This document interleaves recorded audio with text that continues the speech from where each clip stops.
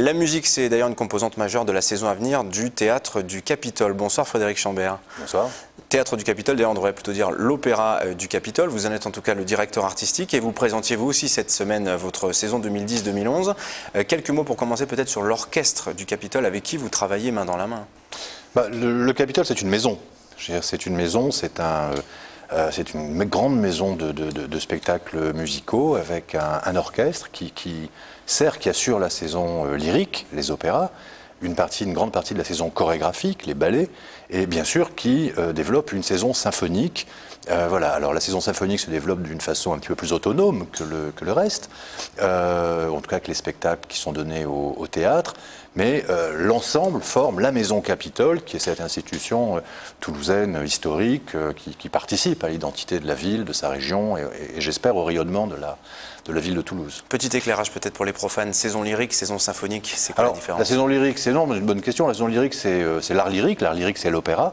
La saison chorégraphique, c'est évidemment les ballets qu'on propose. Et la saison symphonique, c'est d'ailleurs de façon un peu impropre, parce qu'on ne fait pas que du symphonique avec un orchestre symphonique, c'est la saison des concerts. Alors vous sortez d'une année particulière, puisque le Théâtre du Capitole a travaillé hors les murs toute l'année. On vous a pu vous voir à la Logrin, au Casino Barrière ou encore au TNT. Le théâtre proprement dit, lui, était en travaux. Vous réintégrez vos murs. Mais cette saison, ça a été aussi pour vous une manière de vous ouvrir un peu aux différents acteurs culturels de la ville de Toulouse aussi. Oui, c'est-à-dire que la saison en cours, qui n'est d'ailleurs pas finie, on a encore une flûte enchantée dans quelques jours, un très beau concert avec les Sac-Boutier, donnant les Vêpres de la Vierge de Monteverdi, a été une saison que j'ai construite avec des partenaires. Alors d'abord des partenaires qui nous ont accueillis, ça a été le cas du TNT, du Théâtre National de Toulouse, où Laurent Pelly et Agathe Mélinan nous ont ouvert les portes de leur maison. On y a donné 2 productions, on a donné beaucoup de spectacles à la Logrin, qui fait partie, je dirais, du dispositif Capitole, mais enfin qui est plutôt la salle des concerts et qui n'est pas très adaptée pour l'opéra.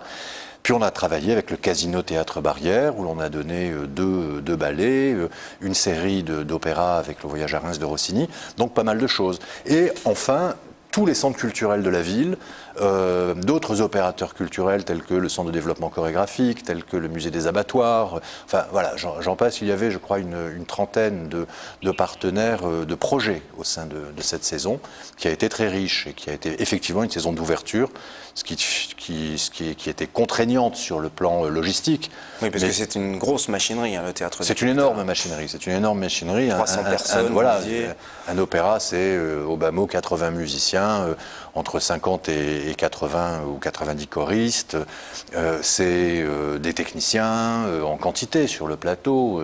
Donc voilà, et amener ça quelque part, on a été accueillis avec beaucoup de générosité, mais enfin, on est un ami encombrant.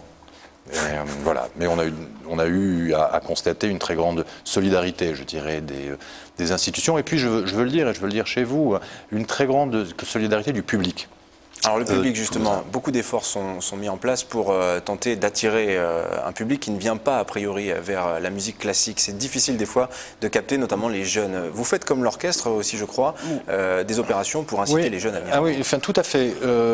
Il y a un public qui vient à l'opéra, il y a un public très nombreux, il y a un public très fidèle, il y a un public très connaisseur, très mélomane. Toulouse est une ville où l'opéra est dans l'histoire de la ville, dans l'histoire des mentalités, dans la culture de chacun. Vous n'avez pas une famille toulousaine qui n'a pas une histoire à raconter au sujet du Théâtre du Capitole. C'est une expérience que je fais tous les jours, au marché ou ailleurs. Tout le monde a quelque chose à voir avec ce théâtre. Donc il y a un public très important. Mais c'est vrai, ce public demande à être élargi. Ce public doit se renouveler, doit se développer. Enfin, il faut prévoir demain. Or aujourd'hui, à la différence peut-être d'il y a 50 ans, il y a une concurrence très forte. Alors très rapidement, justement, qu'est-ce qu'on va pouvoir voir la saison prochaine au Théâtre National du Capitole? Écoutez, la saison, c'est une saison encore très, très ouverte, une saison avec plus de 119, 120 levées de rideaux sur des opéras, sur des ballets. Qu'est-ce que vous recommanderiez en priorité d'aller voir? Tout. Moi, je dirais, abonnez-vous, venez tout voir. On a 3 grands ouvrages du répertoire, Bohème, Così fan tutte en fin de saison, Bohème en début de saison, Le Barbier de Séville. Des ouvrages qui illustrent la création contemporaine, avec une commande que le Théâtre du Capitole a passée au compositeur, d'ailleurs toulousain, Pierre Jodlowski, Médéa de Pascal Dussapin qui vient, un très grand spectacle baroque coproduit avec le Staatsoper de Berlin, l'Opéra de Berlin et le Festival d'Aix-en-Provence. Donc autant de choses que de toute façon on peut retrouver. Beaucoup de spectacles et beaucoup de programme, ballets aussi, puisque le Théâtre du Capitole est aussi une maison de ballet. D'accord, merci Frédéric Chambert, directeur artistique du Théâtre du Capitole.